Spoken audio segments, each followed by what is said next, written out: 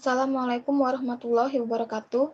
Perkenalkan, kami dari kelompok 8 ingin mempresentasikan hasil makalah kami yang berjudul Dampak Pengaruh COVID-19 terhadap Perekonomian UMKM di Indonesia. Sebelum memulai materi, saya akan memperkenalkan anggota kelompok kami. Saya sendiri Desi Antina Trirajmadina, NPM 2018-01027, dan rekan saya bernama Debbie Yuliani, NPM 2018-01024. Masuk ke pembahasan pertama. Ada pengertian usaha mikro kecil dan menengah atau UMKM.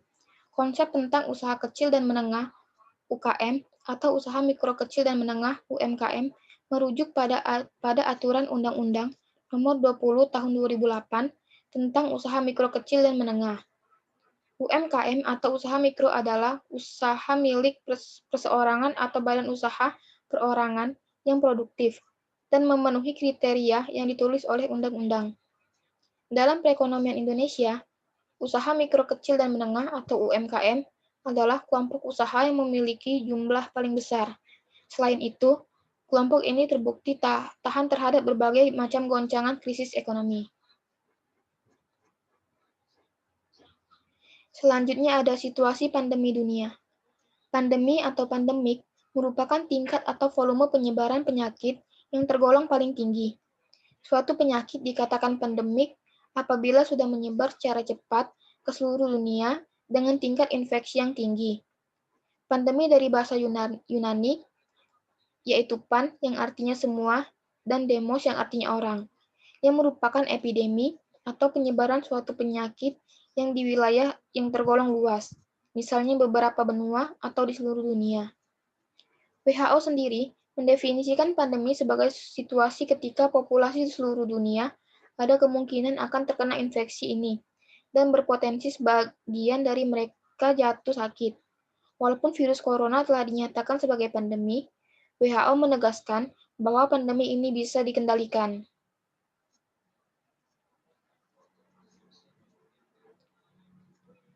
Selanjutnya, perkembangan pandemi di Indonesia.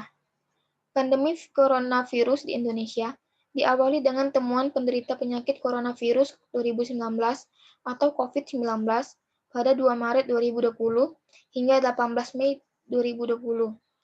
Telah terkonfirmasi 18.010 kasus positif COVID-19 dengan 12.495 kasus aktif, 4.324 kasus sembuh, dan 1.191 kasus meninggal.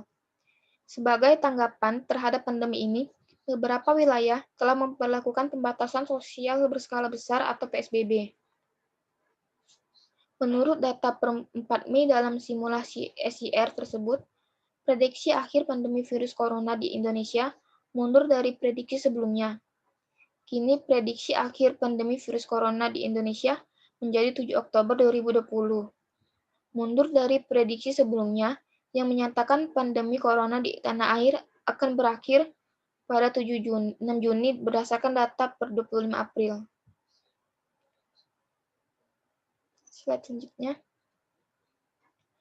Slide selanjutnya ada zona merah peraturan lockdown.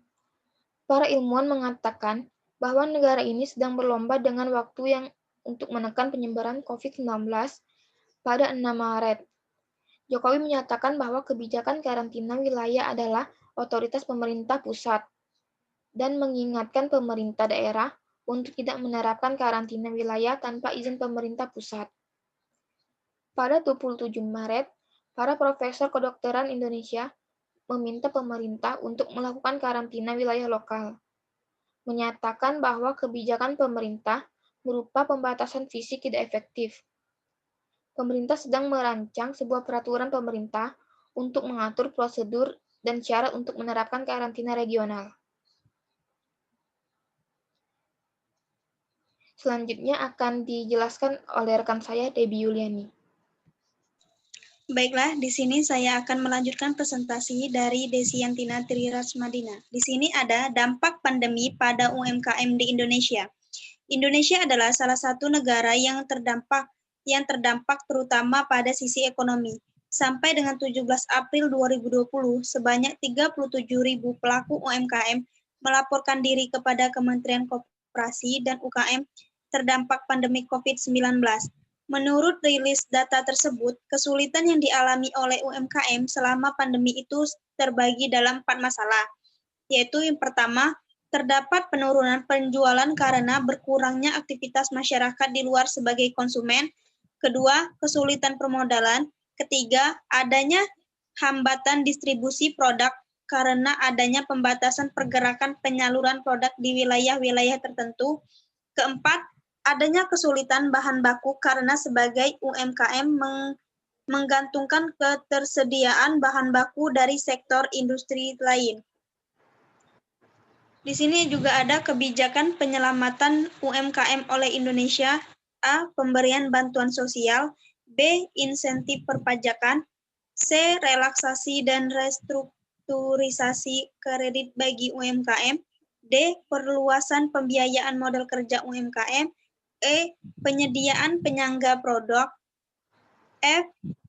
Intervensi pasar tenaga kerja UMKM melalui pelatihan dengan metode e-learning.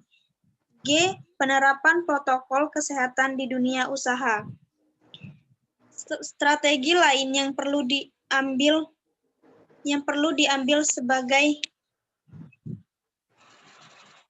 pelengkap kebijakan.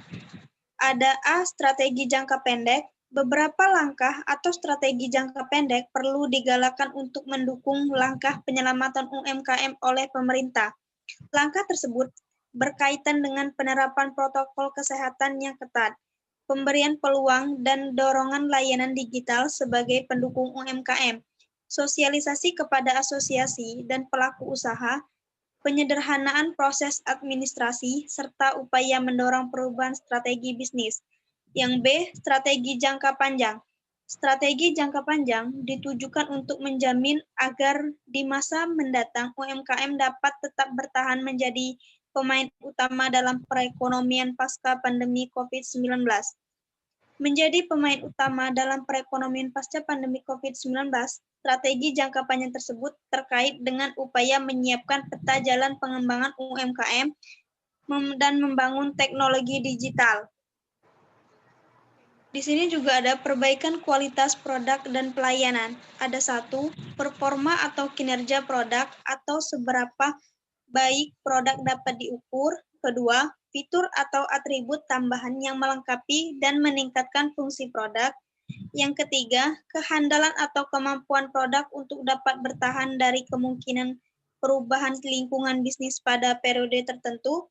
Keempat, kesesuaian atau seberapa baik produk tersebut sesuai dengan standar yang ada pada industrinya. Yang kelima, daya tahan atau ketahanan produk dari segi teknis dan nilai ekonomis. Keenam, kemudahan perbaikan produk bila terdapat masalah dan dapat segera diperbaiki. Ketujuh, estetika produk, yaitu bagaimana produk dilihat, didengar, atau dirasakan. Baik, sekian. Baik, mungkin itu saja yang dapat kelompok kami sampaikan tentang dampak pengaruh COVID-19 terhadap perekonomian UMKM di Indonesia. Apabila ada salah kata, kami mohon maaf. Pada Allah kami mohon ampun. Kami akhiri. Wabillahi taufiq wal hidayah. Wassalamualaikum warahmatullahi wabarakatuh.